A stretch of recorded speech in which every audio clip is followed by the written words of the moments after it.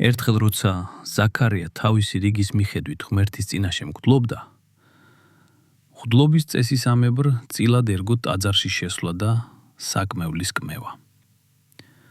საკმევლის დროს ხალხის მთელი სიმრავლე გარეთ ლოცულობდა.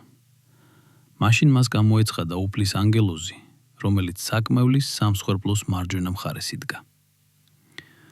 ზაქარია შეძრწუნდა მისი დანახვისას და შიში დაეუფლა. მაგრამ ანგელოზმა უთხრა: ნუ გეშინია ზაქარია, რადგან შენი ლოცვა შესმენილია. შენი ცოლი ელიზაბეტი შეგეძენს ძეს და მის სახელს იოანეს დაარქმევ. სიხარული და მხიარულება გექნება და ბევრს გაუხარდება მისი დაბადება. ის დიდი იქნება უფლის წინაშე, ღვინოსა და ძლიერ სასმელს არ დალევს და დედის მუცლიდანვე სული წმინდით იქნება ახსავსე.